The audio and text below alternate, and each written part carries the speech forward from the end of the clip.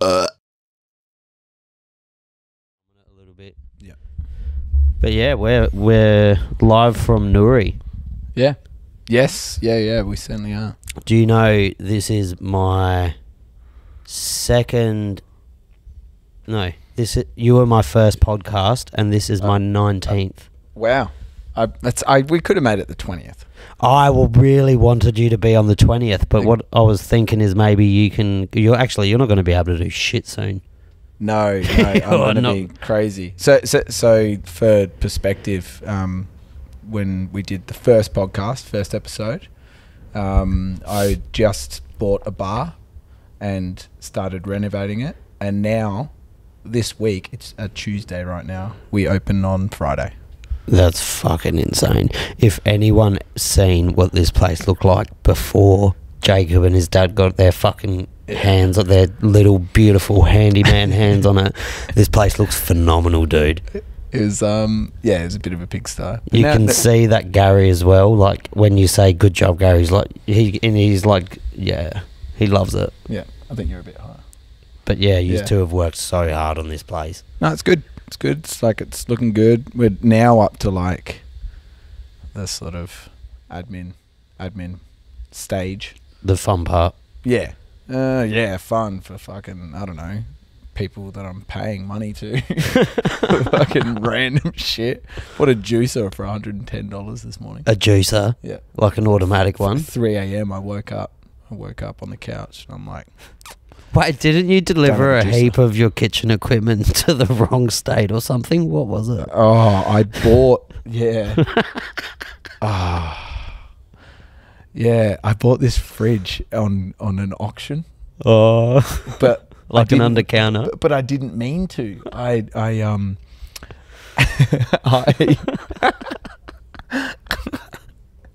It was so cheap. So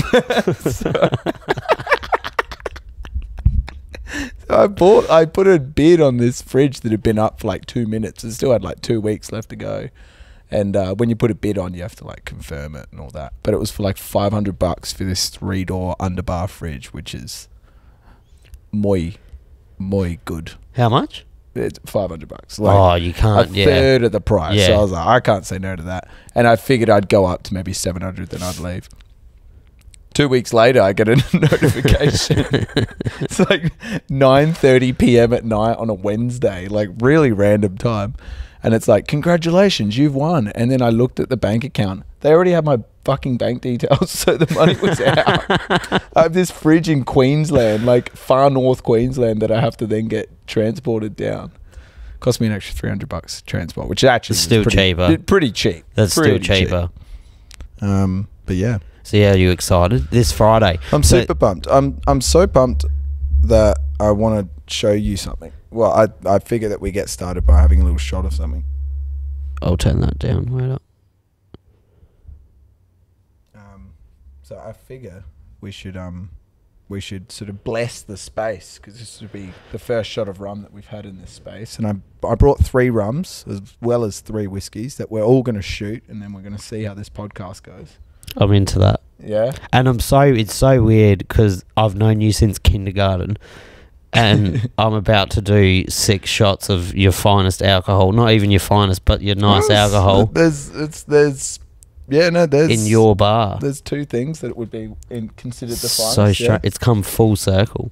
Yeah, full circle from having a glass of milk at my place because we're too poor to fucking I don't know, have anything else. Gee, I think you could just push it forward. Sorry, just go like that, Jacob. Yeah. You can just push it forward. Oh yeah, that's better. Alrighty. So we went with Plantation 3-star. It's a white rum. It's a selection of rum from 3 different Caribbean islands. One being Trinidad, one being Barbados, and the other being the Dominican Republic. And they're blended together, aged slightly. That's why you get this sort of nice little sort of yellowing of the rum. Still considered white rum because it's been filtered so that you don't have any bits, so that a lot of the colour's gone. Rum from banana? No, rum's from sugar. All rum from sugar. So what are that Jamaican rum, doesn't it have a real funk to it? It does, but that's because of its fermentation process, which involves dunder, which is this crazy black, almost Vegemite-like substance that prolongs the fermentation. But yeah, white rum, really, really good in daiquiris. Typically, that smells nice. It does, yeah. It has it does actually have like a banana peel sort of thing going on. That does smell like, yeah, it smells like moulding fruit. And it's fucking delicious. Jesus Christ. That is nice. You can't be mad at that. See, I'm not like a straight rum or straight whiskey drinker, but every whiskey or rum that you've given me has been nice. Are you stocking many, are you going to stock Japanese whiskeys? Your voice. I'm just coming off a cold. Are you going to stock many Japanese whiskeys? Your boy's gonna be in some pain by the end of this, I reckon. Fuck. We got some 65% rum here as well. But it's Japanese whiskey. Are you going to stock it? Yeah. We're about to taste one. Nice. Nice. Yeah, so Japanese whiskey's got a cool story, and we'll chat about it once it's there. But yeah, right now, the whole thing about rum and why I want to stock some sick rums is that the story of it is so heavily tied with the slave trade, and how the slave trade came about was Christopher Columbus left from Portugal with a bunch of money from the Portuguese Empire, who were massive at that time because they had some sort of wine trade, and they basically funded this guy thinking that he was going to go and find the other side of America, which he sort of did, but he sort of traveled downwards. We're looking down from here. He traveled downwards from Portugal and then hit South America thinking, yeah, you beauty, I've just found a way to shorten the trade route to America. And he had just been, for the first time in 10,000 years, the first Homo sapien to meet up with the other Homo sapiens that had been separated for 10,000 years by a landmass. Shit. How fucking crazy is that? No shit. So, and that was one of the most evident things of how location and time affected different different Homo sapiens differently, different groups of Homo sapiens differently. So it was the first time that Christopher Columbus had seen someone with darker skin, and didn't he kill 85% of indigenous Native Americans, Indians? Didn't they die from just the common cold? 85% roughly. It was like a massive amount of certain communities, not overall, because they were so vastly spread across what was the entire Americas, which is a huge, larger than Australia. So it's hard to reach everyone. But yeah, they just weren't used to Western colds, or not Western at the time. They'd never been exposed. It's here's some fucking SARS, just bang in your dick. Go for a run. In your dick, eh? See how you feel. The people love to think that it was all lovely and jubbly until their invaders came and slaughtered them, but they were savage motherfuckers as well. Within their tribes. Oh, there was like the Comanches. Yeah, there was the pecking order was pretty.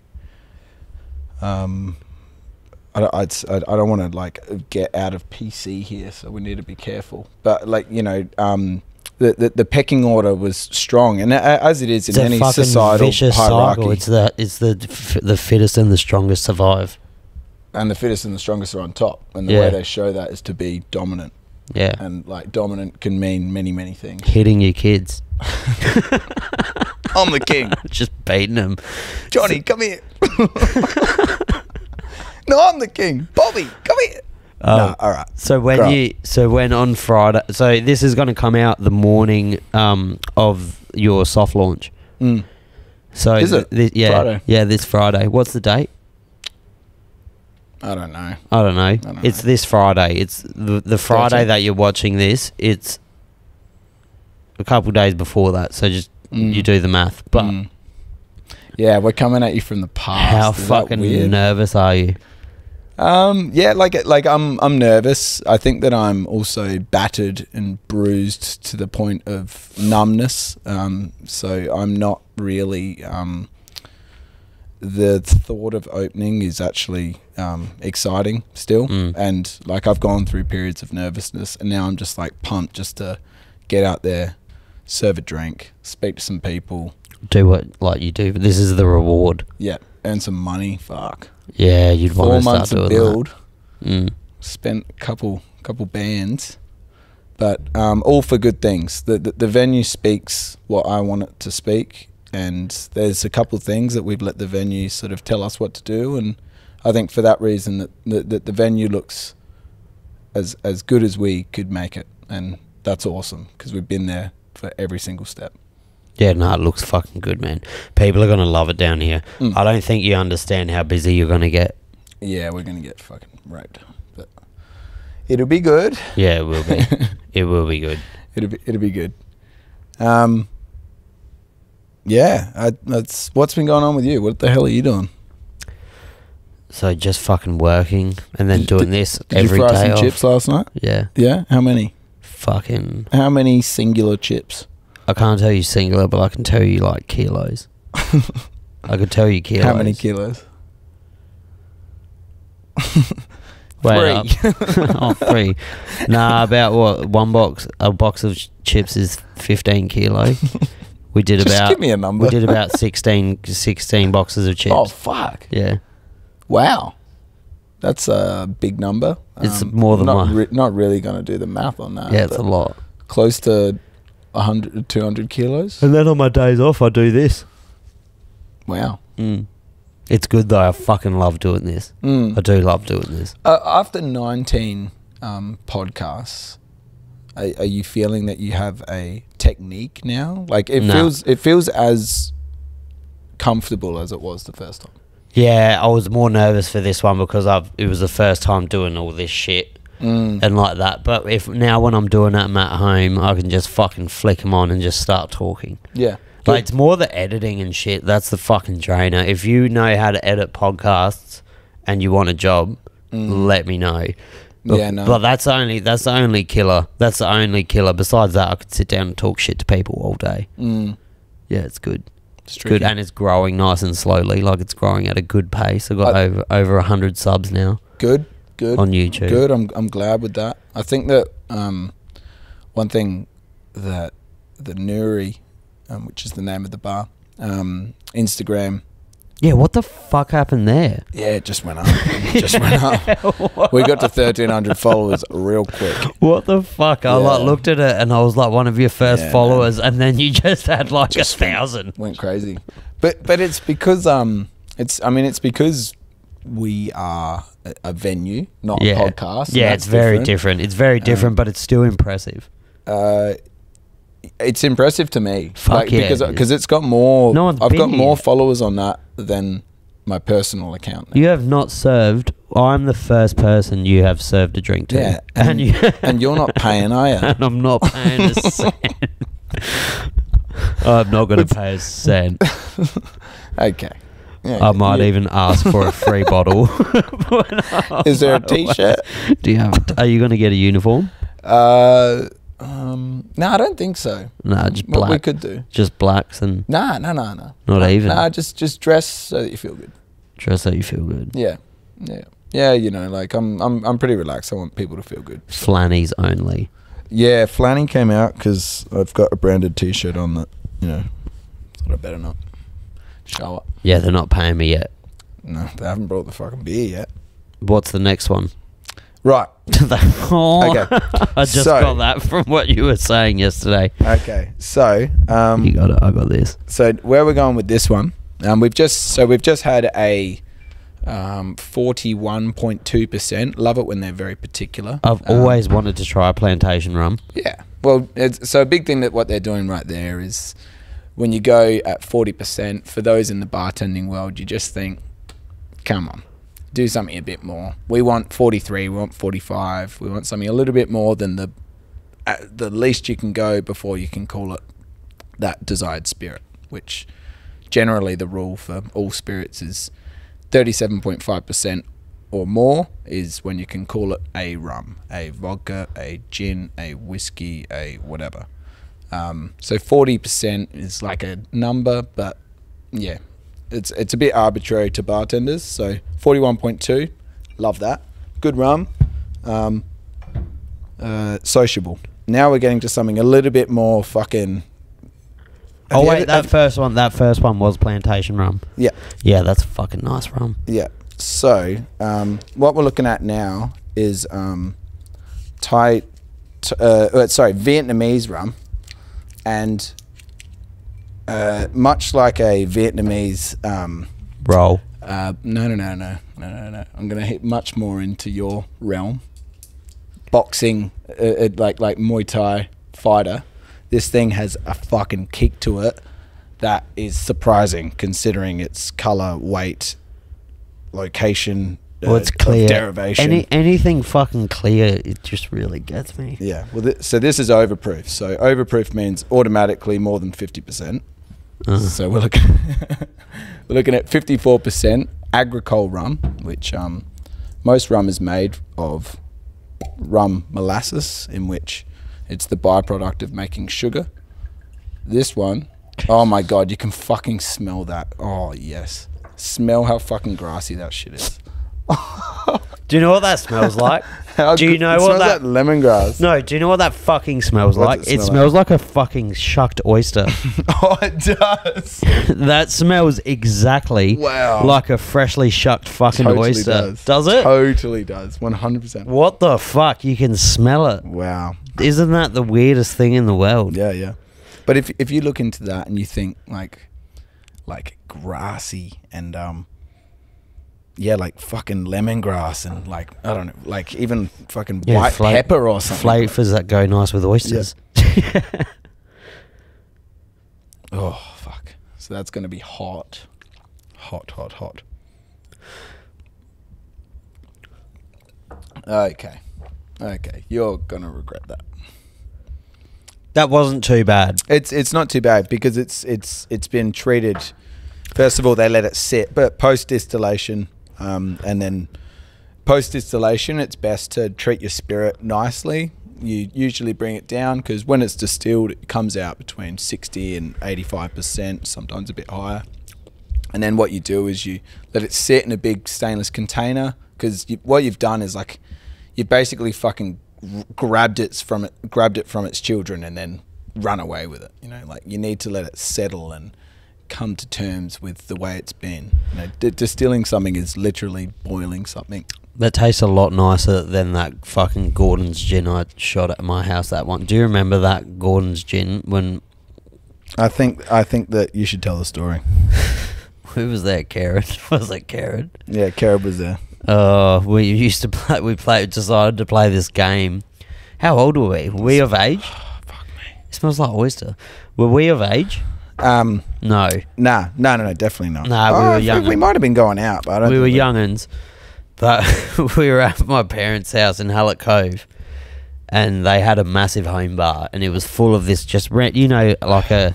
It was a bottle that just said gin. Yeah, and I remember that. And I'd never ever in my life tried gin. And we played this game where we would go get each other a shot of a random shot. No, that's bullshit. Wasn't it? No, that's bullshit. What happened?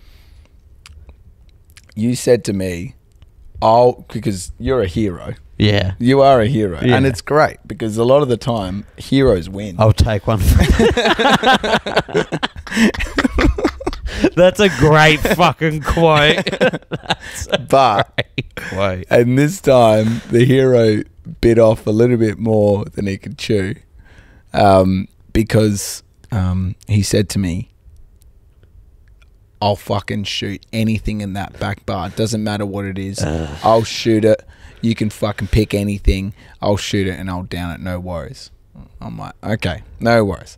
So we're going to the back bar, and me knowing what gin had tasted like, because I did a shot of it like a week before, and it was fucked. It's fucked. Gordon's as well was the worst shot you can have. And like old. Real old. It's like it's a... Not stored properly.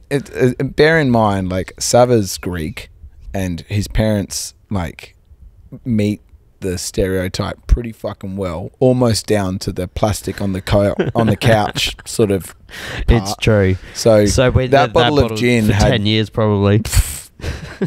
20 years It's an old Gordon's bottle. gin. It was garbage on garbage. Give him the shot, and it didn't even reach his gullet. It reached like maybe it reached just about here, and then it immediately came up with a massive vomit. And I caught it in my fucking and then he threw up into his hand, and he made like a bit of a seal. So when he broke the seal, it exploded, had some pressure with it. So there was vomit that just sort of spread out. He sort of like vomit starfished his own face. Like, it's your fault. Oh, that was fucked. Do you know what else? Who mentioned it? I don't know. I was talking to someone the other day, and do you know whose house is for sale? Luke Mitchellmore's old house. That I was looking at. Ted's house. Yeah, I was looking at houses the other day on real estate, and I was like, Brentwood. I was like, oh my god, I have been victimized there from a carton of Ted so much. And then it ultimately took me back to that one night where we told all the boys we were gonna we told them all that we were going out to go to McDonald's, to walk to McDonald's. It's a 20-minute walk, and we ended up going to the city. No, but we walked to your house in Port Norlunga first, like an hour away, and then we caught a cab to the city, and then we caught up with Toby because we got kicked out of HQ as soon as we went to the city, and we went to Toby's house in Mile End or something. And we went back. All the boys were stoned as fuck. We left at like 8 at night. We got back to that house at like 6 in the morning.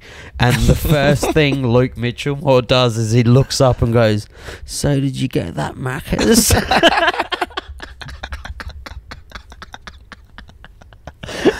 What? Yeah, what the fuck? Oh my god! Just the high school. Antics. Dude, so much fun. High school antics were crazy. And it all started with a carton of fucking Ted's. Ted's personally victimized you. Mine was vodka cruises. I used to fucking love vodka cruises. I used to, the worst drink for me was double blacks. Double blacks, because like It's easy to drink. The idea, high alcohol content. Yeah, it's the corpse reviver. Do you know what it was bad? Do you know what I bought on a Sunday? We were going after the UFC. After I seen you, we went to the Bottle-O, and I seen a cheeky 10-pack of Mishkas. Mishkas. Do you remember them? They used to sell them at the Vic. Oh yeah, It's like the C grade Yeah, vodka cruiser. yeah. That was like the high NRG. That was like the spring fresh version of like, I don't know, just buying the album that you wanted to listen to. So do you enjoy a dirty drink anymore? What's a dirty drink? Like a cruiser or a... Yeah, a pineapple cruiser. Or Banger. like a dirty, just a, you know, those shit drinks. Do you enjoy Yeah. them, or are you too deep into alcohol now? Nah, like I at the end of all tastings, big, small, bougie, not bougie, I always have a schooner of pale ale, just to fucking refresh it. And so like, you know, I've still definitely got that. Like I don't really, you know, like, you know, someone gave me this fucked up drink. Have you ever heard of a shave and a haircut? No. Have a look at me. Yeah, well, speaking of that, mate. No, the shave and a haircut I got given the other day, and it was someone put a glass. They poured a dark rum into it, and then they added some ice. Then they added some Coke. He goes, "Yep, sweet." And then he said to the bartender, "Can you just grab a pint glass?" I'm like, well, what the fuck are we drinking? So he grabs that pint glass, and then he pours the whole rum and Coke into the pint glass, and then he says, "Can you put stout in the rest of that?" Ugh. What the fuck? I'm like, what are we drinking? He's like, it's called a shave and a haircut. We had like 6 of those, and I'd never been so hungover. It was like fucking Sounds drinking cement. fucking horrible. It was fucked. I remember the worst hangover I had was I was on when I was like 18, 19, I was doing the Greek islands by myself. Big move. Oh, good on bro, you. it's so good. And Big then move. I went to Eos, and that's just their party island. Like, I woke up in Eos after a bender. I was at Mykonos, and I was fucking done. I was tuning, and I somehow caught a 5-hour boat ride to Eos. And I've like booked myself accommodation while I was there, just on full autopilot. I've woken up, I'm fucked. Luckily, it's inhabited with Australian people, so it was like easy to make friends. Yeah. I woke up, Will Sparks was playing on the beach that day. Wow. Yeah. And then I remember, Just like being at HQ. I remember I went there, and then at night time, because everyone goes out like 1 in the morning, 2 in the morning there. So we went out, and there was this one bar called Tequila Bar, and it's where all the tourists go. You know, you've been to Europe, you know those bars. And it's called Tequila Bar because the only thing they serve is €1 tequilas all night. That's pretty... But it's not tequila, it's metho. Like, 100% is. fucked. And they do these things called gas masks. So you put on like a little mask, and they light up your glass. And it's like, it's either tequila or a real any high proof alcohol like Bacardi 151, and they light it up, and you just inhale the fume through this mask. Really? Yeah. Fuck me, man. Jesus Christ. It gets you so fucking just stupid. Yeah. I was out for 2 days after that. Yeah, like when I get booze to the head, like when because I rarely get like properly drunk now. I get like, Yeah, because it's like a profession. It's like a sport for you now. You're like you're a 1%er in that regard. yeah, you know, yeah. You meet your percentage, you stay there because you know you got other shit to do. But like when I get drunk now, you get like sort of lawyer drunk. Do you know what I mean? Like I'm drunk, but I'm ready to make money. No. Lawyer drunk is like full on fucking. Like you feel like you need a lawyer drunk.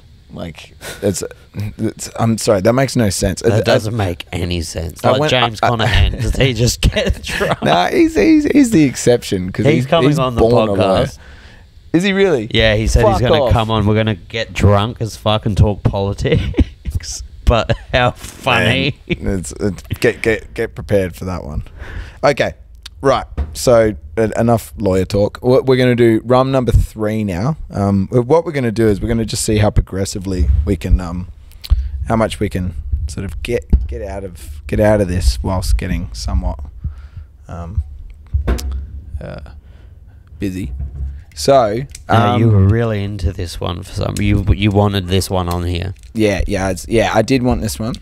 So we've gone from Barbados, which is where plantation is from, and then we've gone to Vietnam, which is rum sampan. So we've gone some pretty crazy places, and that's because rum itself has minimal rules. It's the spirit with the least rules, and To be named rum. yes, yeah. The other ones have these crazy rules, and I should have brought something like Foursquare on to tell you about the. You had it on the table before. Yeah, people trying to make the difference between those, but what's important is to show different places. So we've had a rum from Barbados, a rum from Vietnam, and now we're doing a rum from fucking South Africa, Laka. So this is a 65%. So before that, would the most traditional rum be the one from Barbados? Yes, yeah, absolutely. The rest are complete head fucks. Alrighty, continue that one. But by the way, in terms of bottles in this country, there is 60, and this is one of them. So No way. Yep. I don't deserve that, but I'll take it. No, this is How much is one shot of that? maybe like $30. Fuck. Would you ever mix it with a glass of Coke if someone asked? If someone asked. Nah. The customer's right until the customer's wrong. That's when the customer's wrong. Fuck you. No, I wouldn't let them do So that. Kyle Farrell comes up to the bar and he looks you in the eye and he says, Jacob, I really want one of those. Can't say no to Carl Farrell. I'm a doctor. Well, yeah, he's almost a professor now. I think he's going to do that. So it's one of... Sorry. not 60, 24 bottles. In Australia. This is bottle 1 of 24 bottles. In Australia or the world? Ever. Look at this. Ever? Bottle 1. Why are you drinking 24. it now? Why? Because you're here, cunt. And also because we can earn some good GP on this because it's actually not crazy expensive. So, 65% rum. Is that the strongest out of the 3? Definitely the strongest of the 3. Strongest of everything we're going to try tonight. I've got some more high proof, but you can get that sort of still grassy note. So this is made with sugarcane juice. And see, you call it grassy. I call it smells like the sea. It smells like the ocean. Yeah, think of like freshly cut like grass, bamboo shoots. I don't know what that's. I have not been to the places you have been. Like no, it is what you think it is, but grassy is the accepted term of agriculture. Is this a sipper or a shotter? It's a bit of both. Oh, I mean, it's fucking delicious. It's not going to feel like 65%, by the way. It doesn't. Because it's been matured in a very strange way. That doesn't taste like it's going to blow your dick off. It doesn't. But so then, you like, would never, literally, you'd never make a cocktail with that. Oh, I would use a dash of that because that's all you would need. Agricole rum in itself is a bit of a beast. So you can make a daiquiri, so 60-30-20 with white rum, lime juice, and 1-to-1 sugar syrup, shaken, then strained into a Nicanora with white rum from anywhere else. You beauty, love it. If you do maybe 5 mils of agricole, 55 mils of this, and then you run that same recipe, which is 30 mils of lime sugar, 20 mils of 1-to-1 sugar syrup, the drink is completely different. And it's because agricole itself, which these two could be considered agricole rums, are built different, literally. That they're built of... You're going to be so fucked by the end of this. Jesus. Do you know what, though? Do you know what? Yeah. As like someone who doesn't drink especially brown liquors, straight, that is a lot more doable than, like, I enjoyed that. Besides the squint on my face, you have to do the face. It's 65%. You don't do the face. No. Me? No. No. Do Scarlett. I'm beyond the face. Do the face. You don't do the face. I'm beyond it. What about tequila? Beyond it. You won't do a face with tequila. What about a filthy one? I've got a tequila. No, I won't do that. Okay. No, I'm beyond. We'll end up the naked face. on that bar. Okay, well, thought that was happening anyways. Yeah, the opening's tonight. Yeah, the grand opening of your arsehole, cunt. Oh, fuck.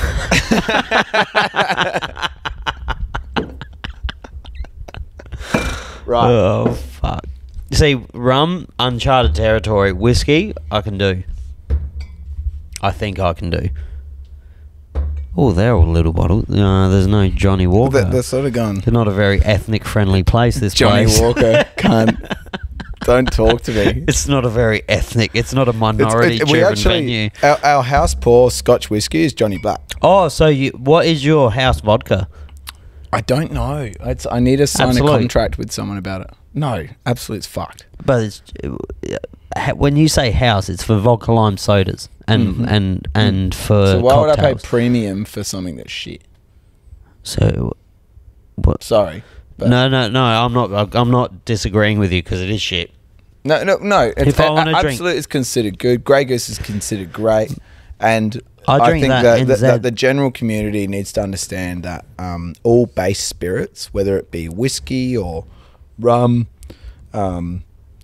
gin, tequila, cognac, any sort of other brandy that isn't grape built, is all considered vodka.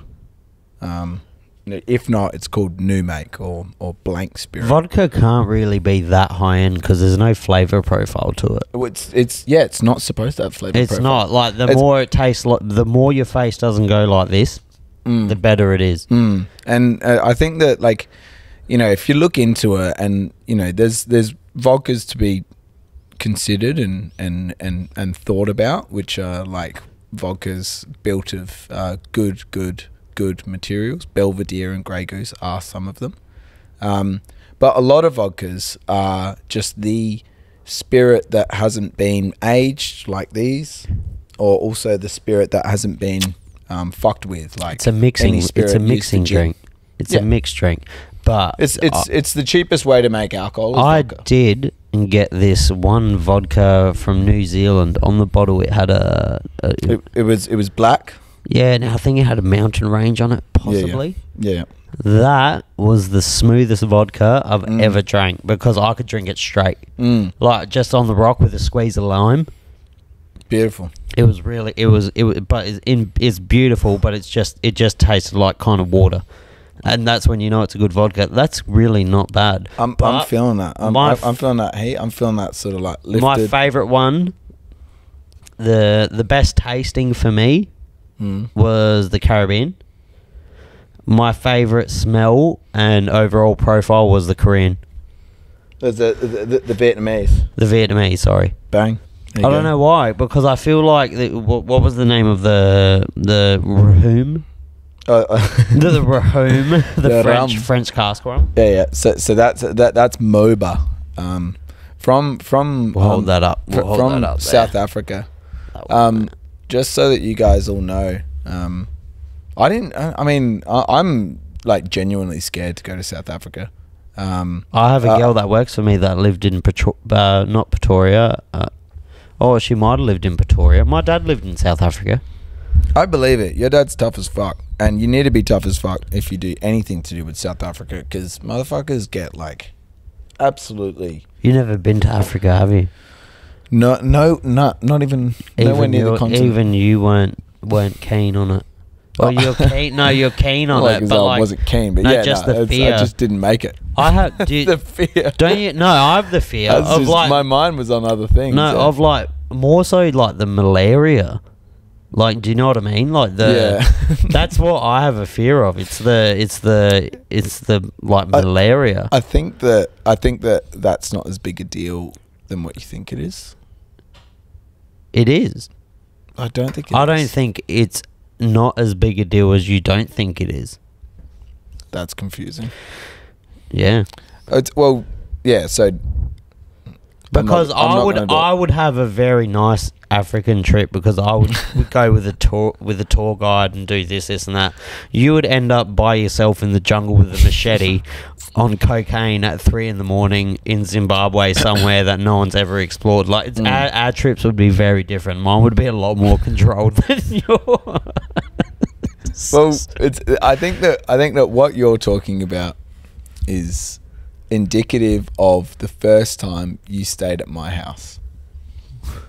Where? At Morphettvale. Morphettvale. Fuck, that house used to scare the shit out of me. So that was a phenomenal house, though. So just so that you all know, I've known Sava for a long time. Kindergarten first day. Kindergarten or reception? Kindy. Yeah. Kindy first day. I don't remember him. Loser. What kindy did we go to? I don't know. We went to kindy together. Yeah, right. Yeah. There you go. Bang. This is separate from the story. Shut up. That's fair. That's fair. I think it was one of our first ever sleepovers as a kid. So we were probably maybe year 1, year 2 at that point. Yeah. You know, your parents need to get to know each other, make sure each other's parents aren't rapists, like or pedos, just like general starvators of their children. And Sava stayed over, and we really wanted to stay over because, like, good lad, and we really liked each other. So, you know, whatever. And I think we were we set up in like the lounge room because we were going to play video games or watch TV or something. And we had like this big old lounge room that, to be fair, was open to the masses. Like it was Man, it was a big fucking house too. Massive house. Yeah, it was a big. It was like an acre in Morphettvale. Yeah. Yeah, it was like it was the largest property in Morphettvale. Yeah. And Sava at about 11 p.m. woke up after us, going to sleep because we're young people, like 9, 8. We were fucking young. 7 maybe. Young. I don't fucking know. Jesus Christ. We were young. Jeez, yeah, we must have been real young. And he called up crying, and we had to call his mum, and he had to leave. Fuck he had to go home. I just couldn't do it, eh? He just had a hard time. I couldn't do it. Jacob tried to touch my penis. I used to do that. Do you know what was the weirdest? I've stopped doing that now. The weirdest things when do you know what were good sleepovers? When you'd go to like Kyle's house. Oh yeah. And his dad would tell those hell sketchy, like scary stories. Do you remember when he said something about Andrew Olazinski's mum? No, but I'm down with it. Who said what about what? I think it was actually Josh Byrne. Andrew might listen to this podcast.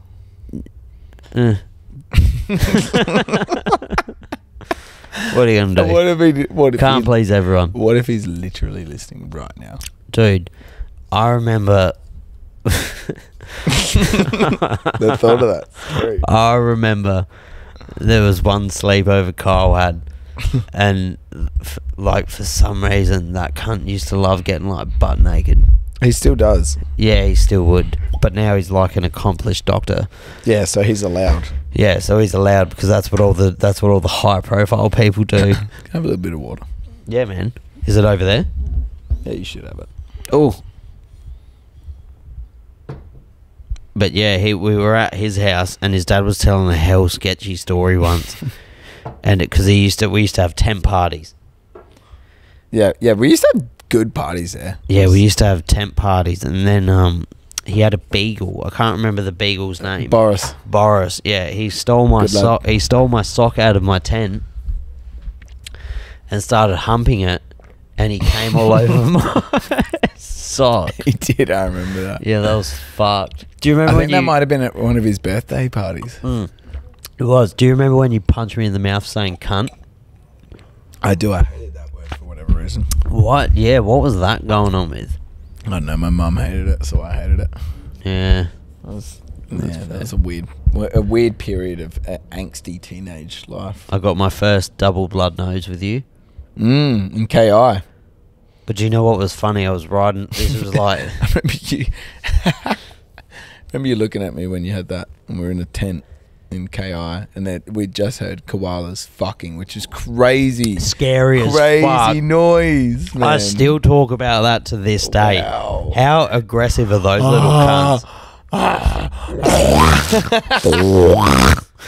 That's what it sounds like. He's way better at it. That was heaps better. But yeah, horrible noise. And then I don't know. I think I punched him later on in the night because we used to just do that. We used to fight and all that jazz. And then he had a double nosebleed, and he told me as he was bleeding so confidently, just looking at me like, "This has never happened before." Just like, sweet. That's my sleeping bag. It hasn't. It has not. Oh fuck.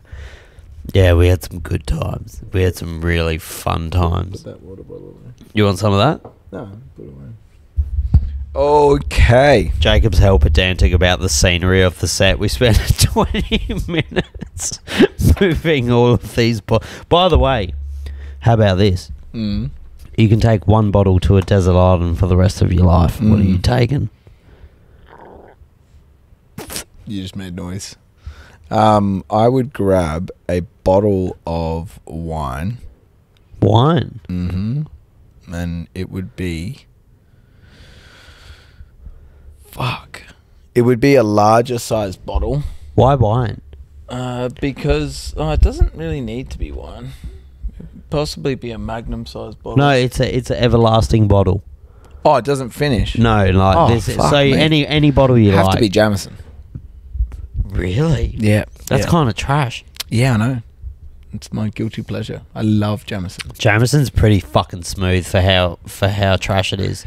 Irish whiskey is the forgotten child of the last 100 years, and it is such a shame. Have you had that proper 12 shit? I haven't tried it. Yeah, but Proper 12 is good. Drinkable? I think that Conor McGregor is sort of evil, but also I love the hype that he brings to UFC. So proper 12 from a like a not a, oh you're a connoisseur of alcohol. You can say that. I'll say that. You won't, but I will.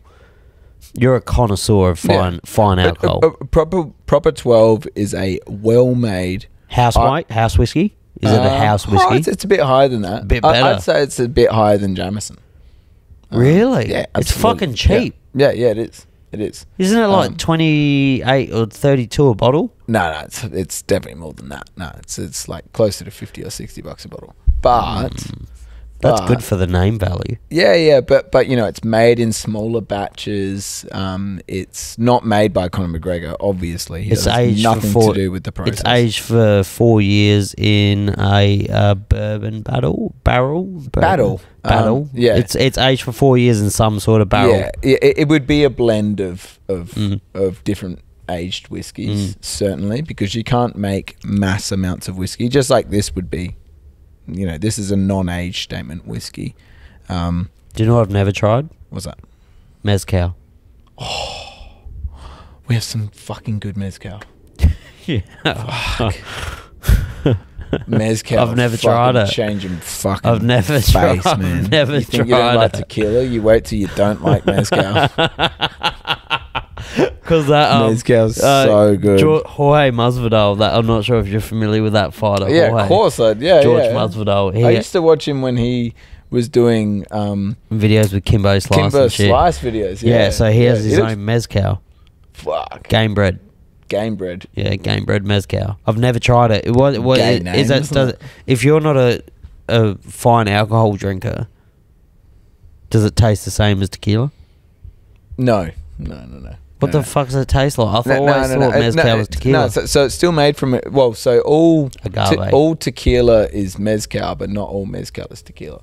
Yeah. I know that's annoying, but that's the way it is. Alcohol's like that. It's a cult. Alcohol's so it's very like culty. It is so culty. It's culty. Yeah. And especially, do you know who's the worst? Craft beer drinkers. It's yeah, and it only gets the craft beer drinkers that from the Woodcroft. It's the bros. Are only the same in rum and are only the same. They're the same people. They're like people that like World of Warcraft. The only sour I really love is the only craft I really love is a sour. I'm not hell big on like XPAs. No. It just because when I drink beer, I'm not drinking to appreciate. I'm drinking to fucking get hammered. And speaking of that, okay, so this is my most anticipated Buffalo Trace. Only because Buffalo Trace is so it's good. Joe Rogan's favorite. It's not a whiskey. It's bourbon. Is it? It's a bourbon Kentucky whiskey. bourbon. Kentucky bourbon. Yeah. So it's Kentucky bourbon. It's the world's oldest bourbon distillery.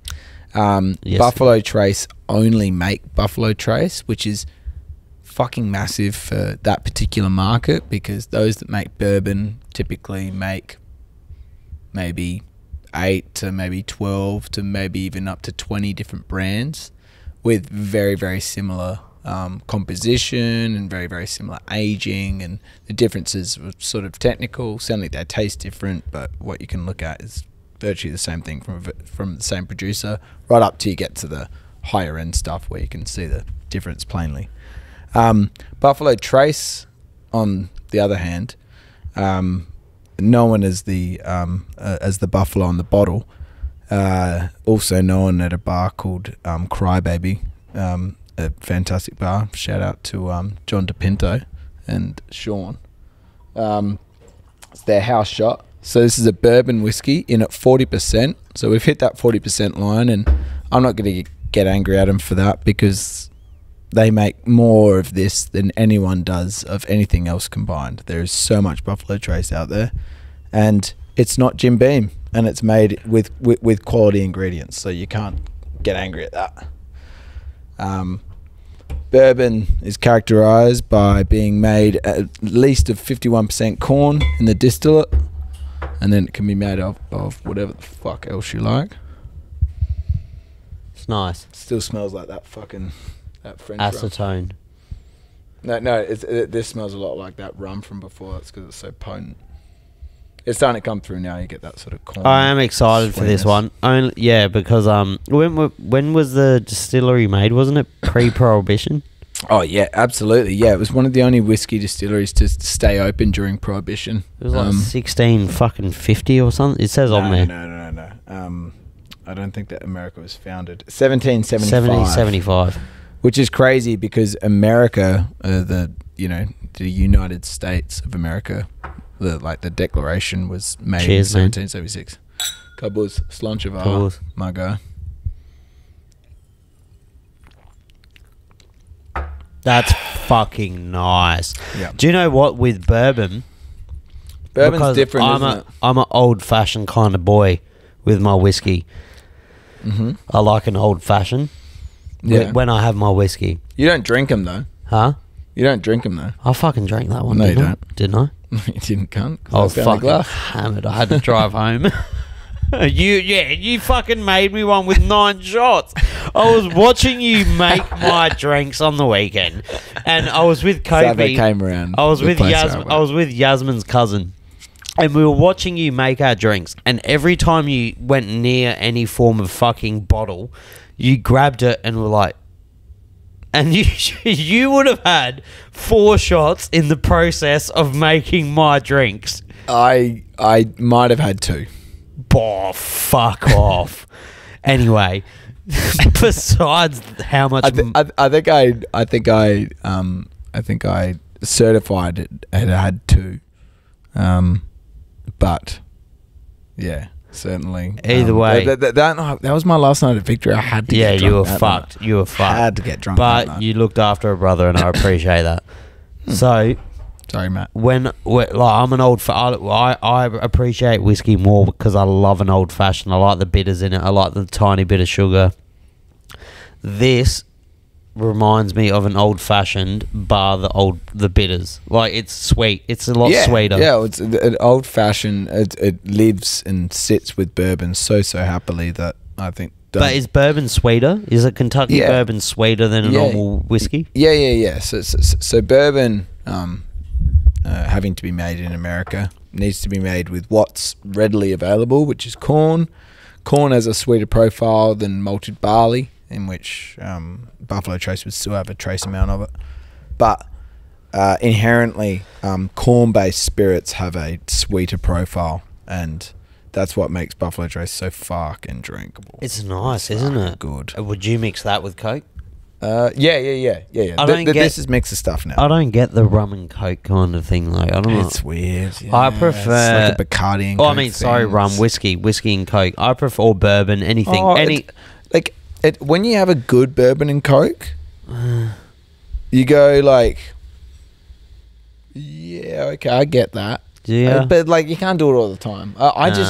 For me, like, the sort of whiskey and soda's nice. Whiskey, yeah, highball, love that. Yeah, like a Suntory and soda, fucking beautiful. But I think that what you're sort of looking at is the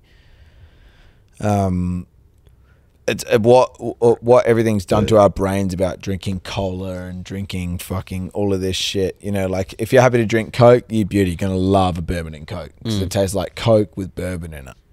But for those that have fallen into the, like, Coke's bad for you, and they might drink 1 or 2 or 3 maybe Cokes a year, you're never going to drink a bourbon and Coke and be happy. It's not possible. Yeah, I don't give a fuck. Because everything in your head is just like, no, don't do that. If you're going out to a bar and you're drinking, you can drink a Coke. Absolutely. Because you're drinking fucking alcohol. And I guarantee 63% of you are going to that toilet and brailing some fucking lines. Like, so where do you draw? Is the cocaine that you're consuming or the MDMA, is that keto? That's the big question. It would be. If it meets keto standards, it would be. I'm not sure it'd be paleo. I don't think they had diesel. I personally think they should start drug dealers. They should start doing ingredients lists like you do on foods, sugars, X amount of calories per gram. Yeah, because then you can be like, I like this guy's rack rather than that guy's rack because there's less calories. Like Tony's a cool dude, but yeah, Tony's a cool dude, but he hangs around how much too long. butter did I have on my toast this morning? Yeah. Do I deserve those calories? He hangs around too long. You know what I mean? You know that one? You know that guy? I know a few of them. Just hang around too long. I'm not going to mention them. Victory locals. No. Victory's a nice pub. Good pub. Strong pub. Strong Best pub. pub in Adelaide, go. Non-bias. Victory. Non-bias? Has to be Victory, yeah. Like, maybe you're looking at maybe the Watervale in Clare. I haven't been there. I hear that it's amazing. There's a nice one behind the Thebby. I don't know what it's called. The Southwark? No. Oh, no. It could be. You know the one I'm talking about? It's Yeah, behind yeah. the Thebby. And it's fucking... Yeah, no. Or maybe behind the entertainment centre. Yeah, one of the two.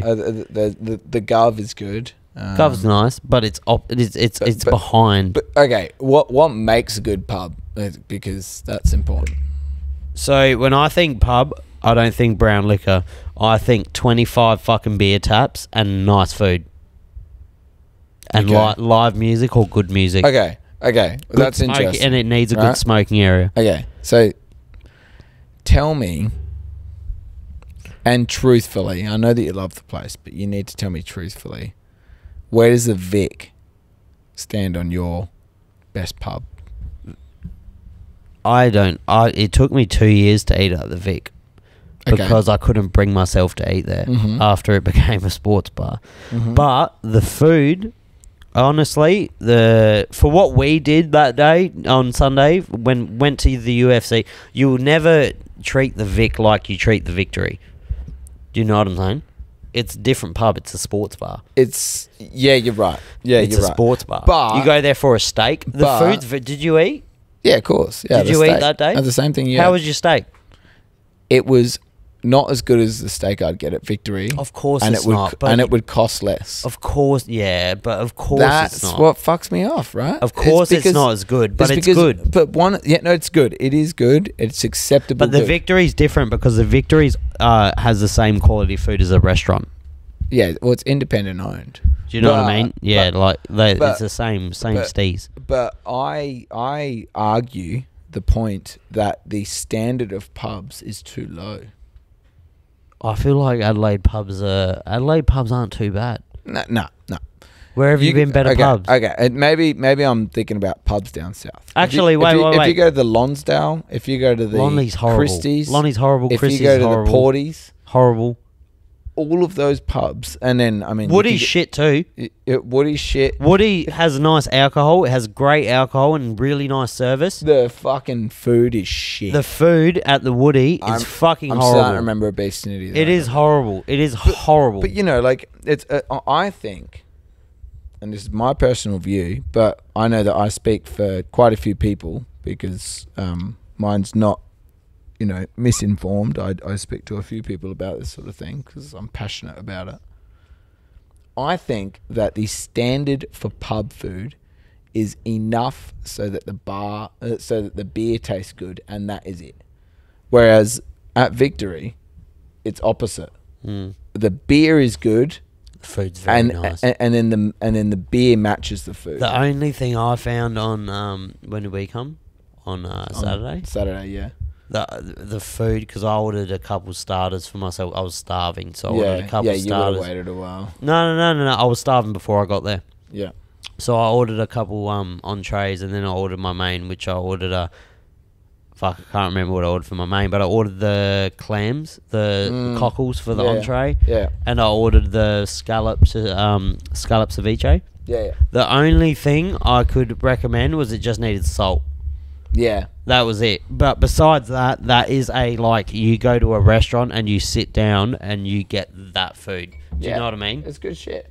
But if you go to the bar, you can have the full restaurant menu, but you can also just limit yourself to the front bar menu, which is like a steak. Yasmin's cousin got a palmy. Yeah. And that palmy looked fucking phenomenal. Yeah. So like, why can't other pubs that are group owned that have obvious money? Because it's a franchise.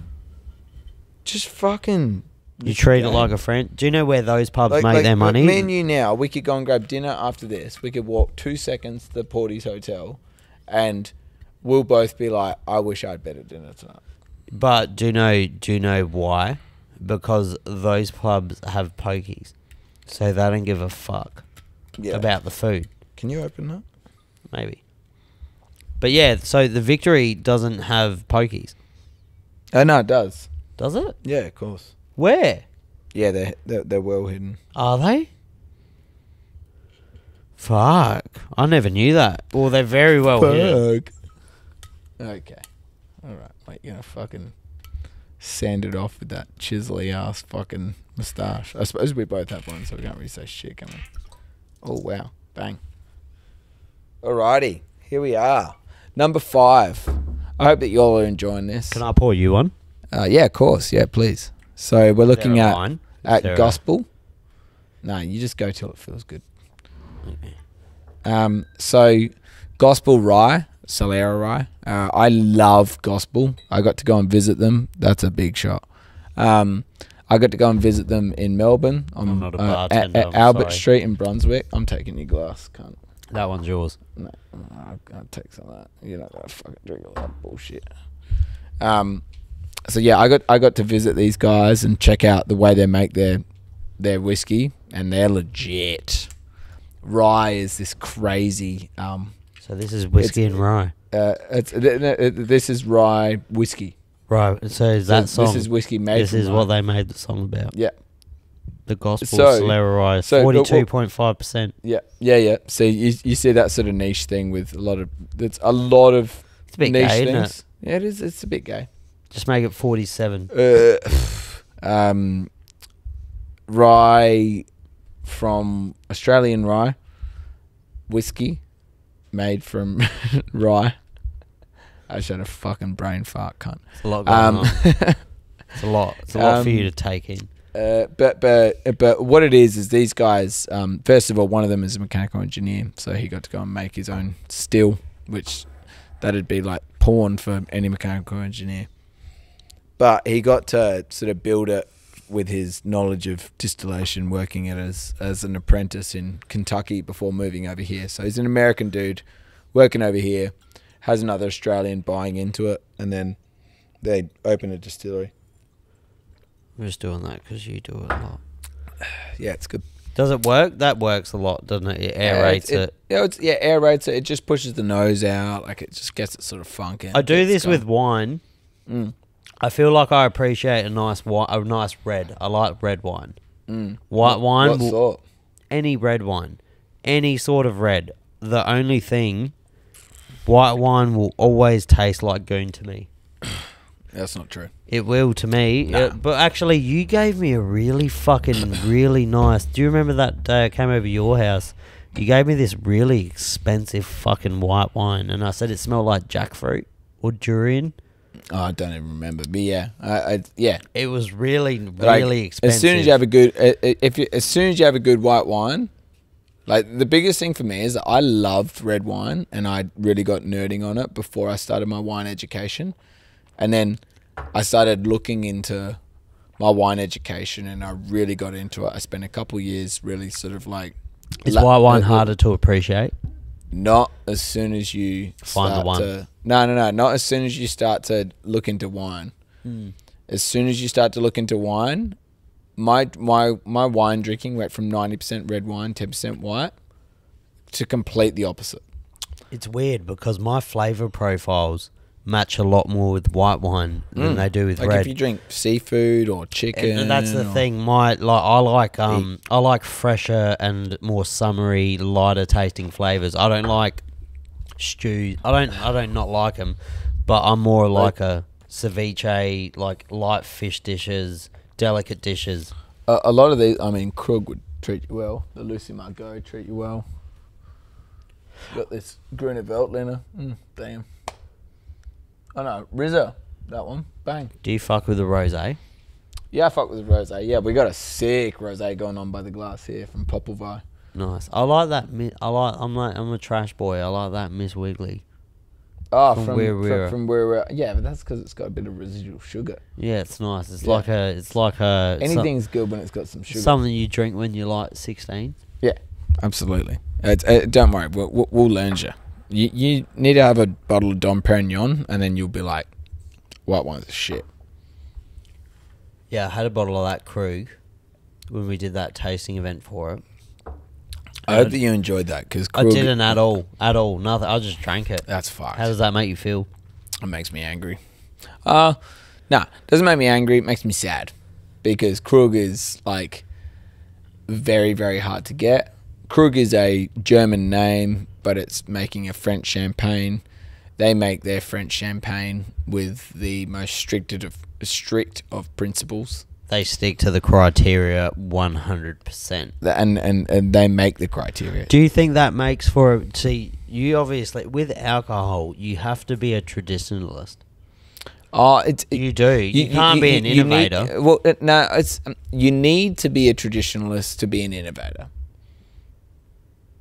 So you need to understand where it came from. You need to understand the principles. To understand where it's going. Yeah. So you need to be like, okay, yada, yada, yada, yada, bourbon can only be made from fucking corn, and it can only be made from material made in America, and it can only be aged in white oak made in Kentucky, and all of this shit. Like, whatever. You can set yourself whatever rules, when in fact it can be made from whatever oak, as long as it's new, and it can be made from whatever grain, as long as it's still 51% corn, which means 49% of it can be whatever the fuck you like.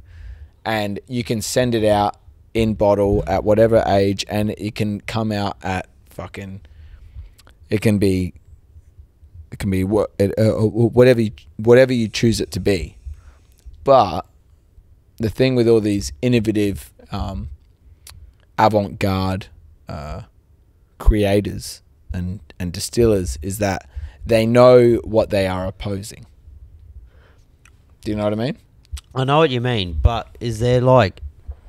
Has anyone made a new type of alcohol? That's what I'm saying. There's no room for innovation in alcohol making, really, is there?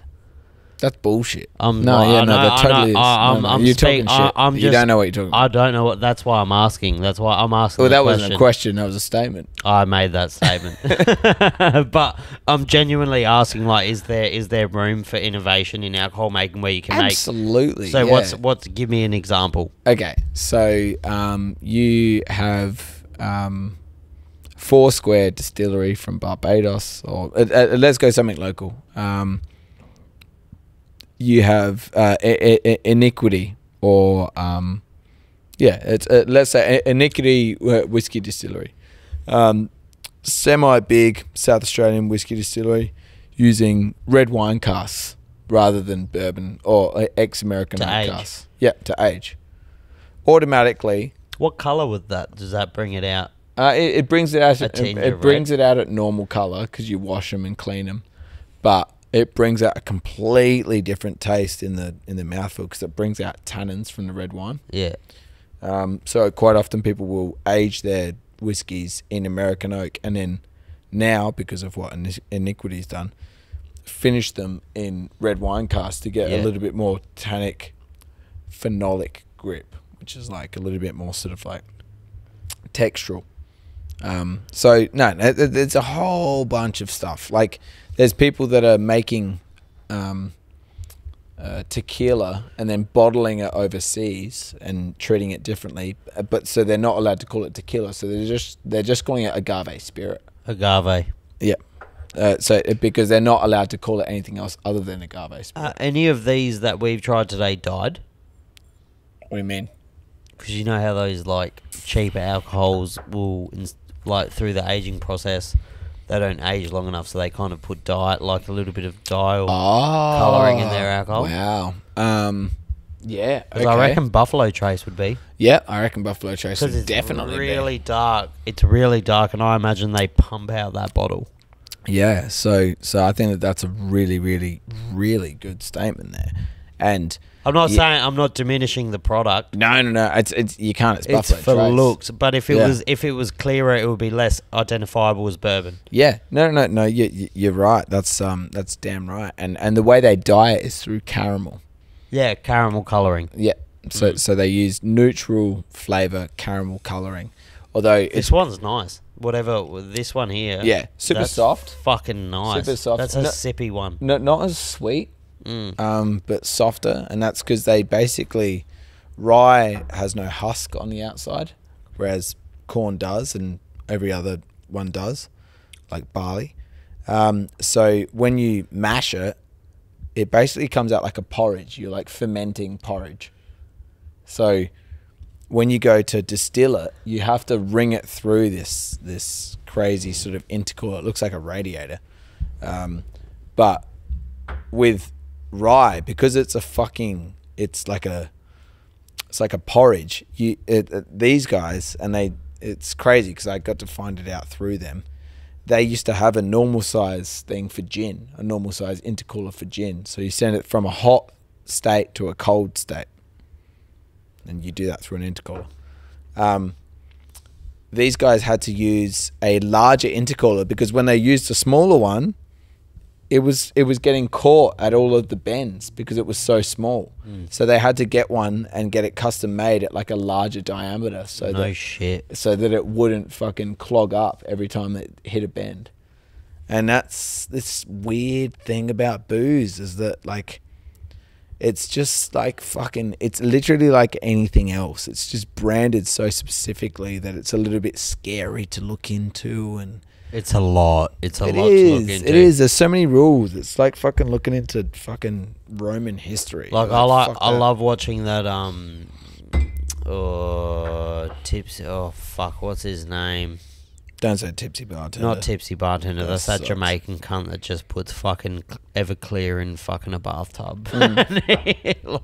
What's the one I sent? The guy on YouTube that you showed me one time. Yeah, no, he's cool. I like that guy. He knows a lot of history about the alcohol. He does. He's a legit bartender. No, he's never been a bartender. What? Yeah, he studied the craft. He's just got a bit of a historian. He's a home bartender. Yeah, like all of the most famous food YouTubers, they're not chefs.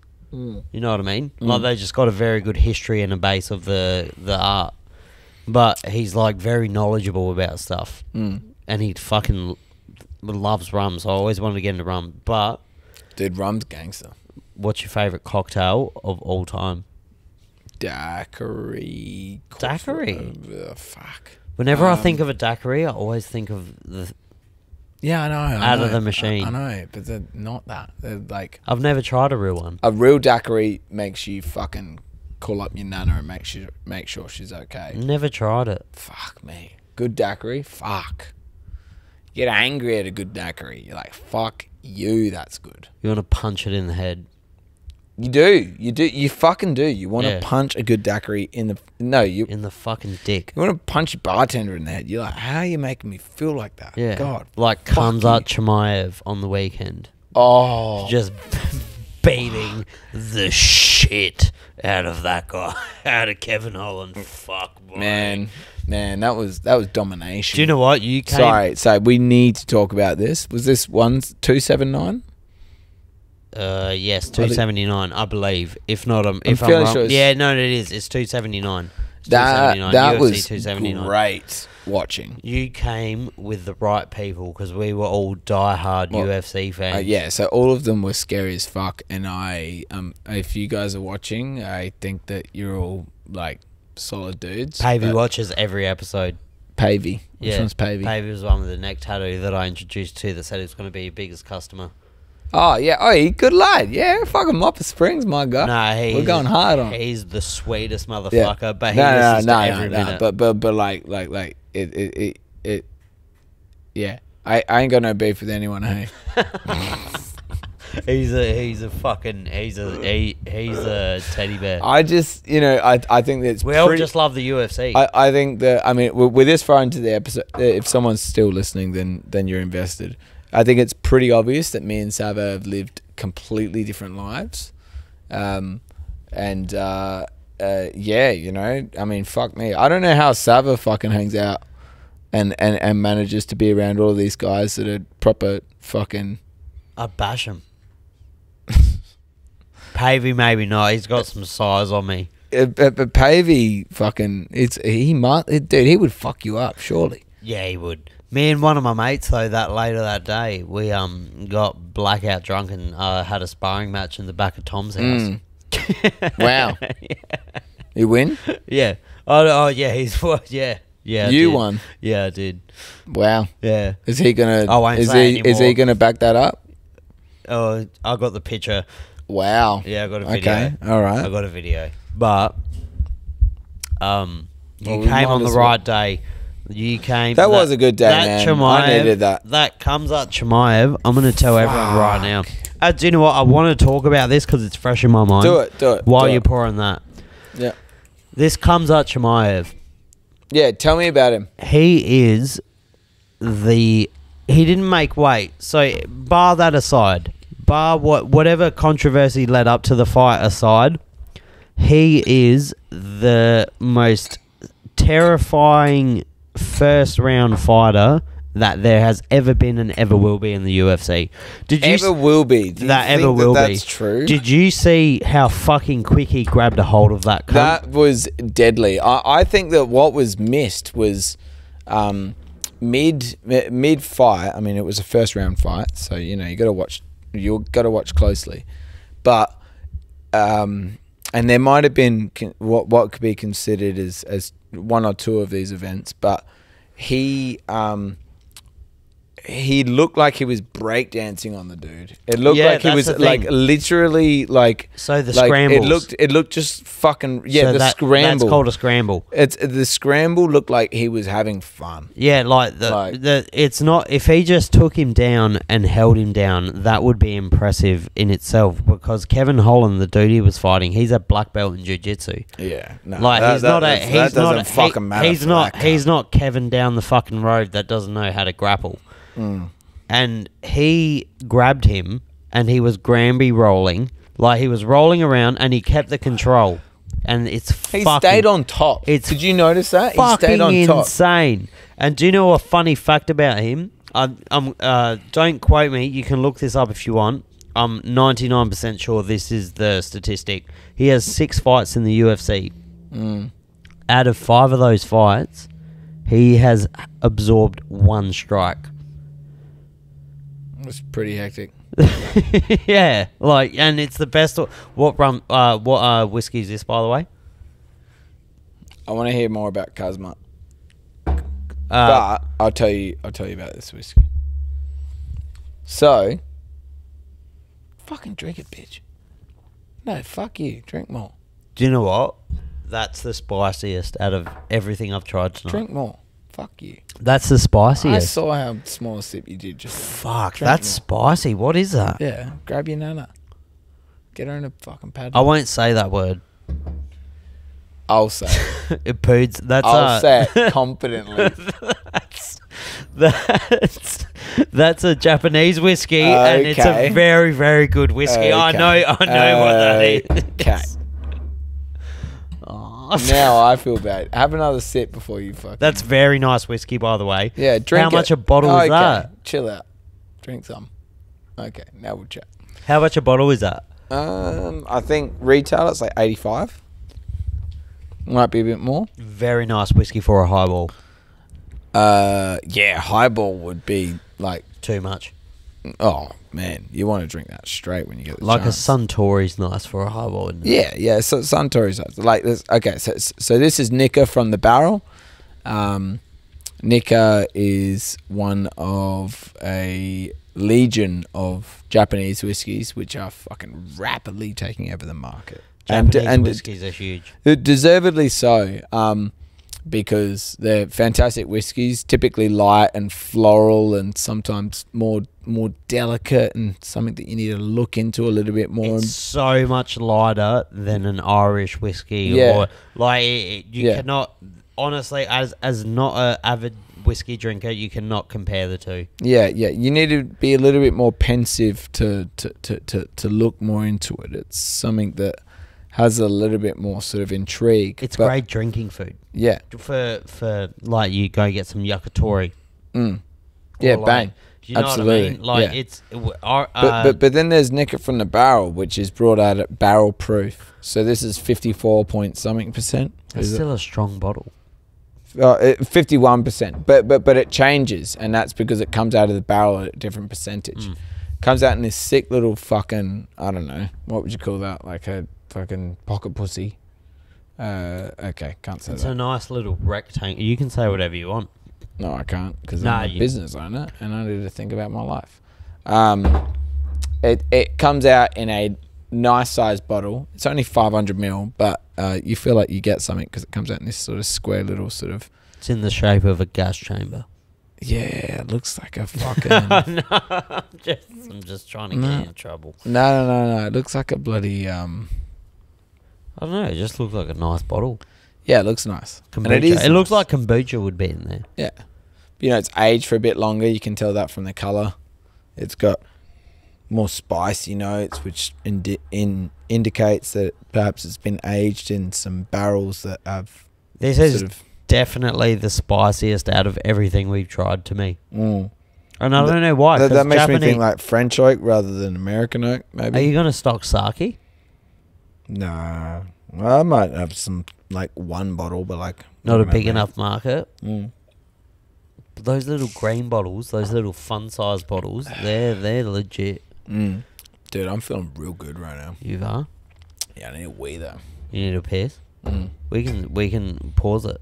Is that alright? Yeah, we can do it. Do you know the more... We'll finish this?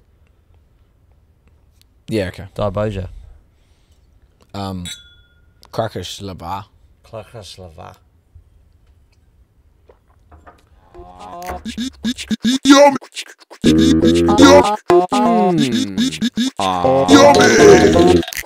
Yeah, we're back in. We're back in. We just had a big little D&M. Yeah. I'd say little D&M. Like, I think... do you know, a lot of people are so supportive of this podcast, and I've never taken the time to thank all of you, especially the ones, you all know who you are. I won't go name you all right now, but like, I had a bloke from WA today. He messaged me an hour ago, and he has sent me a present to put in my podcast little sash cave. Fantastic. And he sent me like a little ornament to put in there, and that is pretty gangster. That's and I've had awesome. like, especially like Dunny, like Anthony Dunn. You offered me your whole collection of 1990s to early 2000s, even 1980s to early 2000s boxing boxing VHSs to put up in the podcast room as display. Miles Simpson, he offered me some shit to fucking put up in there. All of you boys, everyone, all the boys, all the girls who've offered me all this cool shit just to keep it going. Like, I appreciate you so much. You have done so much for me, and it honestly means a lot to me. Yeah. All right. Well, and you, I think we might need to say cheers to everyone for that. And you, what you should do is you should put a chapter in your YouTube so that it comes up as like thanks. No, I honestly thank everyone, and especially you. I always wanted to do my first podcast with you because I felt comfortable with you. Yeah, well, you know, like I reckon that we've spent enough time with each other to be comfortable, and certainly we've spent enough time apart from each other to tell some stories and still be amazed. Oh, mate, and do you know? I think that a good period of our partying time was never done with each other. No, it wasn't. Like, mine was done overseas, and yours was done at fucking HQ. Bro. I was a fucking loose unit. Do you know, for everyone that doesn't know, that question that I ask everyone, it's ingrained in my mind. how many year sixes could you beat the living shit out of? You called me up one day randomly. I'll never forget it. Because you always do weird shit like that. I won't talk to him for like 3 months, and then he will call me, and the questions like evolved now to its own thing. You called me one day and you said, Sav, I got a really important thing to ask you, and I was worried. I called you straight away, and you were like, okay, how many year sixes do you reckon you could beat the shit out of before you got overwhelmed? And I was like, okay, like what's going on there? And they're coming at you in waves of like 4 or 5, blah, blah, blah. And then I asked you, I was like, is there genetic freaks like Angus Cameron? Like, is there one in there? And he's like, yeah. That's an important factor. And then I was like, okay, blah, blah, blah. And then I've run with it on my podcast, and I've asked everyone. And the smartest one I've heard at the moment, you didn't, my last podcast was with a dude called Matthew Stevens. He's a research doctor for Adelaide University. Okay. He's a smart motherfucker. He's got a PhD. He's got a first class honours in clinical psychology. Wow. He's a very smart dude. Big but lad. he's also one of the premier fighters of Muay Thai of Australia. Also big boy. Big dude. He's a fucking weapon. And he was saying, he was like, I could go through 60 rounds easy. But professional fighter, I reckon 60 rounds. Easy. Pretty easy. I mean, each round would be pretty quick. What was your how many do you reckon you could beat the fuck out of? So year sixes, how old are they? 10? Year sixes, 10 to 12, 13 max if you're a bit stupid. Yeah. They're about 4'7" to 5 foot. and they are 42 kilo, 50 kilo. Okay, all right. So each one's probably one punch and complaining sort of material. Yeah, I'd say apart from a few. Yeah, you get your odd genetic freak, but that's it.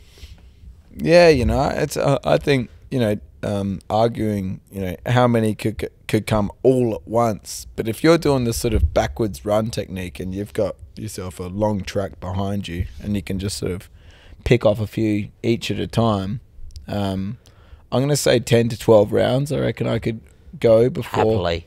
I would feel comfortable with that.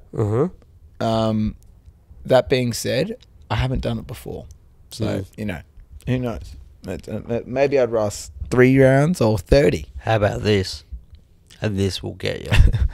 160-year-old. No. You can commit. Someone comes up to you and they go, you can commit any crime, and once you commit that crime, it never, ever, ever gets committed again. What are you doing? This is the question I was scared of. What are you doing? There is only one. I know. I've heard a few answers to this question. If you're doing bestiality, it's only for your pleasure. Okay. We need to eradicate hate from this world, right? Yeah. Hate crimes. So we need to target a hate crime to pick so that no one else would do it ever again. Right. Well, I suppose using that sort of tact, fuck me, something that no one would ever do again if I did it for the last time. Yeah. But okay. I think that this is a small detail, but I think it would make everyone's quality of life better. Is to take away. It's a crime though. Fucking. I was gonna say something about Tom has the best one. Yeah, I know. Tom has the best one. I don't think that I can be associated with that. No. Tom has the best one. Oh, Tom. Yeah. Okay. Tom has the best one. He said, he would rob the richest man in the world so he could never get robbed. Okay. But what would that do? He'd be the richest man in the world forever. And then no one else would get robbed. Yeah, no one else he could never get robbed again. Damn. So it was a bit better than mine. Yeah, what was yours? I can't say it. Yeah, I don't think you should. But I would be a man of the It's people. a bit fucky. Yeah, no. I like where you come from. But That's the only way you could. Like, I think if you don't choose that, you're a piece of shit. yeah, I think that you have to be strong with your conviction towards it, don't you? Like, it's not like you could say like, oh, I would graffiti so that other people can't graffiti. No, you need to. If you're going to stop a crime that will never ever happen again, You could say you need to look at it. I was gonna say, seriously. yeah, because like you could domestic violence a girl. That's a good one. No, that's not a good one. Like, that's a good one to stop. Like, that's a good one. It's a good one to not happen. That's again. a good one to not happen again. Not ever should have ever happened. Okay. But what's that? Do you have neighbours? Cunts on this one. No way. Are they talking in NOORI? They're talking on the outside of the world. No way. What business is that? That's the Art Institute. They have an art institute. What do they do? Like, just show performances and stuff. It's actually pretty awesome. They play like jazz music sometimes. Yeah, weird. Oh my god. Okay. How do we do like a subject change here? My uncle auntie. Yeah, you got one of them. Yeah. So my auntie Lisa, who used to be my uncle John, is going to be John's is playing the After Dark set for the Port Norlunga Blues Festival, which is going to happen at this venue here, NOORI, by the way, and they've been invited to bring their own artists into play, which is a little bit badass, I think. Would you consider doing events like fights here? No. It's too rowdy. No. It's more sports bar-y. It's more sports bar-y. This venue's built on calmness and attention to detail on the service, rather than something outside of food and wine. During like Fringe Festival, you might have a comedian in here. No, not really. No. We might get a DJ in here sometimes. Like, Fuck I really like boiler room sets. So I would like, my vision for this Friday is to have someone set up right up against that the well just there, and then have a DJ right up against the well. That's fucking dope. Everyone's walking around. I went to was a Brooklyn in Rundle. Goodbye. Yep. Fuck, that place has the best music and such a good DJ, but the cocktail I got was not drinkable. Yeah, that sucks. Do you know what it was? It was their Thai cocktail. Thai. It was a Thai flavour profile, and they tried Like to make it ginger and lemongrass. Nah, yeah, lemongrassy, but I don't remember that it was coconutty lemongrassy. But they tried. Coconut. Okay. They tried to put chili in it. Yeah, no. I have a great tolerance with chili. Yeah, but for a white boy. But chili and alcohol is very hard to put together. So. Dude, they did it too much. Yeah, like it was not drinkable. Yeah, so it's like adding lemon juice to a sugar mixture. Acidity will thin a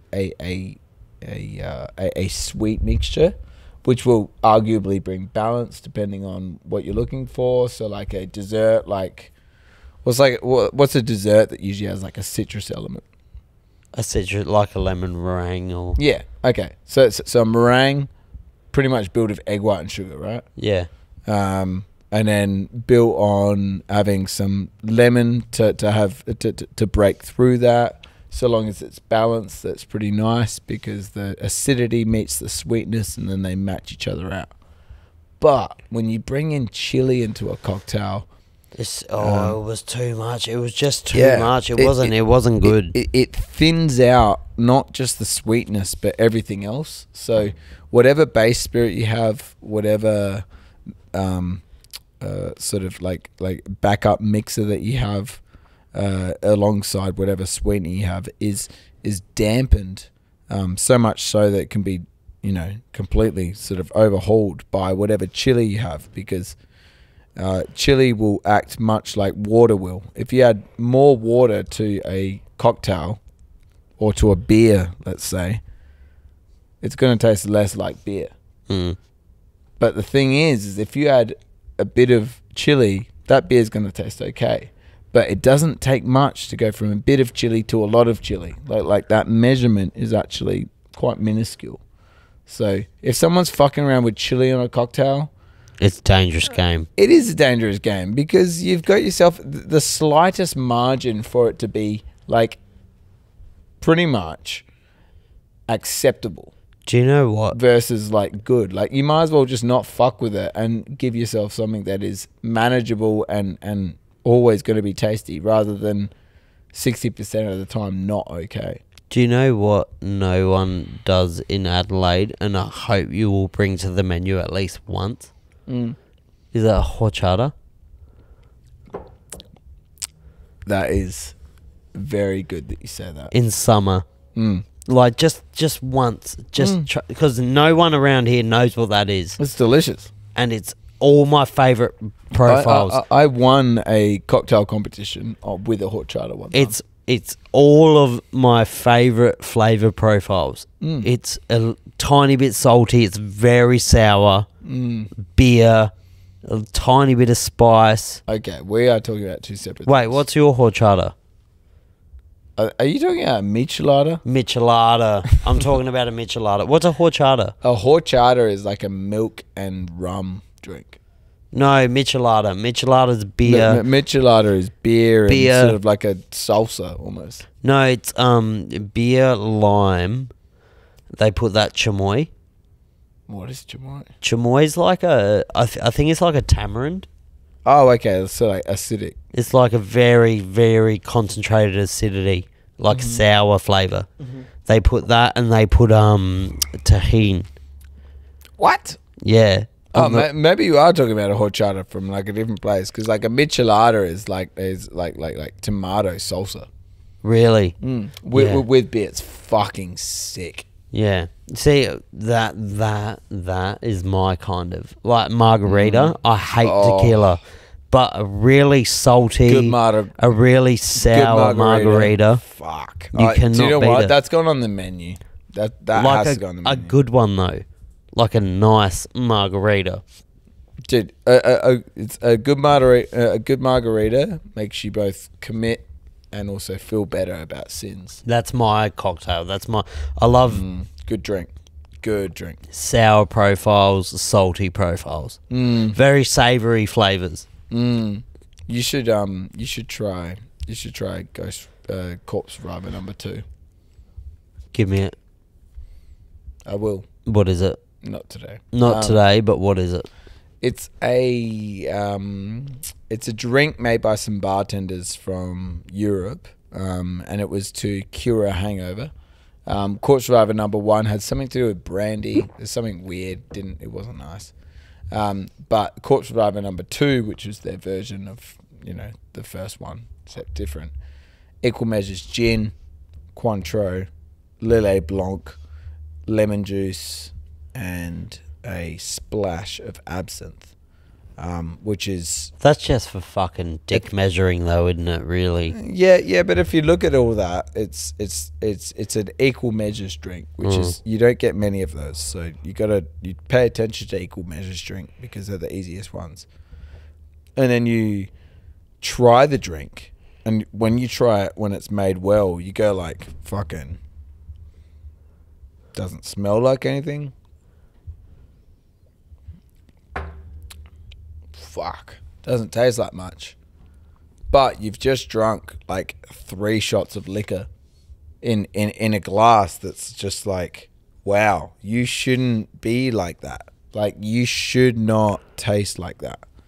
And you drink it, and you drink it more, and then all of a sudden you've just finished one, and you've just finished 3 shots of liquor without even realizing. It's just fucking, and it's one of the boozier drinks. It's almost as boozy as a Long Island iced tea, and it's not shit. So you're like, beautiful, love that. Long Island iced tea, shit drink, by the way. It is a horrible drink. Sort your life out. Just find better drinks. Just drink a Do you know what's a whiskey? Do you know My what's God, a sort your life fucking out. horrible drink? Have you ever tried Wild Boars? No, Those things there, I don't think I want to. That's they're bad. 18%. I think they're cans, Mm. and it's just the cheapest bourbon you can get, straight with like cola essence. Wow. And one of my mate's mullets, he always carries them in his car. He has multiple mullets. No, he's just called. I don't know why he's called mullet. He's called mullets. We just call him mullet. Oh, mullet. Mullet. Not plural, just mullet. Mullet.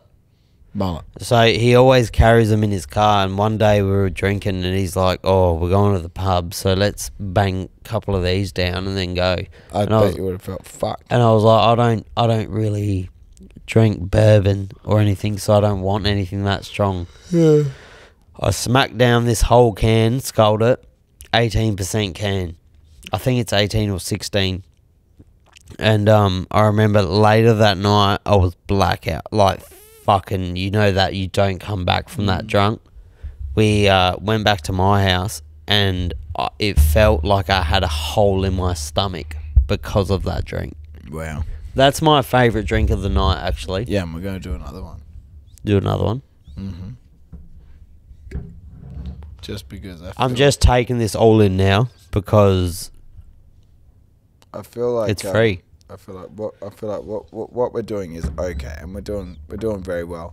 Does it get to a point where you're just because you're trying to appreciate alcohol, it's okay to be an alcoholic? Good question. Yeah. Good question. I've asked myself that a couple of times. Well, I feel like I feel like I can excuse my drinking, which is like not crazy profuse. Like, I never drink to drunkenness. This is certainly an exception. When I'm working a shift that I really enjoy, we'll probably have some Campari, or we'll have some Campari, that's one I've never gotten around. Campari's beautiful. My dad drinks Campari and orange. Oh, beautiful. That's called a Gambari, and there's a really good story about that drink. Fucking, your dad's a gangster. That's what he drinks. He drinks Campari, Campari, gin and orange. Gangster, cunt. God damn it, Zach, my boy. Yeah, that's what he drinks. Get that cunt in here. Let's do a fucking podcast with him. My God, that cunt's in Cyprus for 5 months. Throw something at the camera or something. He's been in Cyprus for 5 months. I honestly, I don't understand your father. Who does? I don't even know the cunt. Like, he's a special human. He's a wild man. He's the greatest dad in the world. Your dad is a wild man. He's the greatest dad in the world. But no, it's in the defense of in the defense of appreciating alcohol is the respect that comes from. So you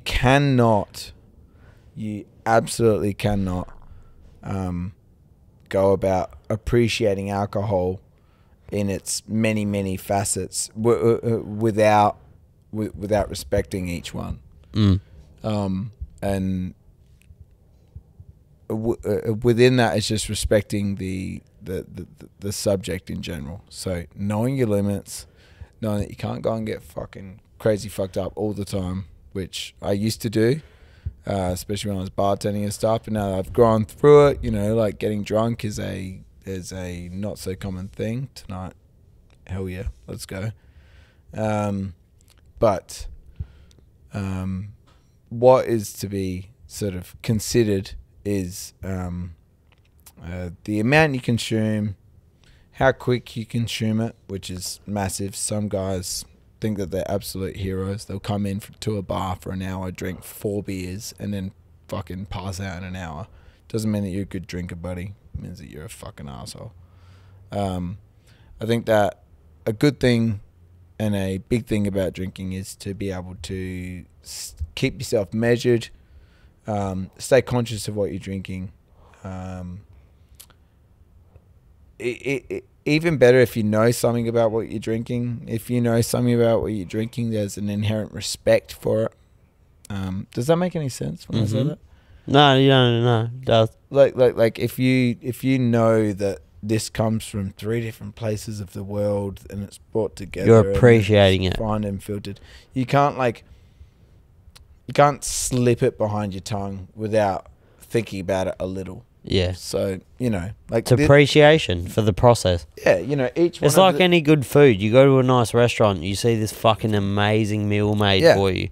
Doesn't mean that I'm a fat cunt that I like to go out and eat nice food. You're not just going to guzzle it down. No, it's the same thing. Like I don't drink rum every single fucking night. God, I'd be fucked. So I drink wine a lot. I don't drink wine every night, but fuck me. So NOORI, we're soft launching on 24th. No, the fucking, I don't know why I said 24th, because that's a random I was date. Just making shit. It's this Friday. Again? This Friday. We're just soft launching this Friday. The 16th, is it? Is it? Oh, we didn't know before, so I just made up a number. No. So we're soft launching on the 16th, and everyone's welcome to come. And then when are you this far into the podcast? If you have made it this far into the podcast, and you are coming on the 16th, tell me, and I will give you 3 free drinks. I'm gonna make that a clip. Do it. I will. Mention the sesh with Sav, you get 3 free drinks. Maybe 2. Because of a house spirit. Should we redo that clip? Yeah, we'll redo it. If you've listened to the sesh with Sav and you come into NOORI, 2/20 Gawler Street, Port Norlunga, on the Friday the 16th, I won't charge you entry. There's no entry charge. There is no entry charge. So what hours? You'll be shouted a free drink, and thank you for coming. Are you going to be? Appreciate it. Are you going to be 5 or 6 days a week? So we're going to run with 5 days at the start. Which days? Wednesday till Sunday, 10 a.m. till 10 p.m. And then weekends we'll do 9 a.m. till midnight. Very nice. I think so. Very nice. Yeah. That's just the right shit. And I reckon we will leave it there for a Tuesday night. Yeah, well, we're going to have to go on. We're going to ching that. Thanks for all the expensive alcohol. Everyone, please check out NOORI. This is one of my best friends. I've grown up with him. And he's one of the best bartenders / hospo workers I've ever known. And I've grown up in the industry. I've done a lot of good things in the industry. Jacob is one of the most dedicated, amazing. He's so dedicated to the craft of bartending and hospitality. I can tell that this is going to blow up, and I want all of you to be a part of the process of it opening up, so you can be here for the baby stages. Because if you don't get in now, it's going to be hard to get in later. Ching ching. Yeah. Cheers. Motherfucker. Thank you. Bush. Boom.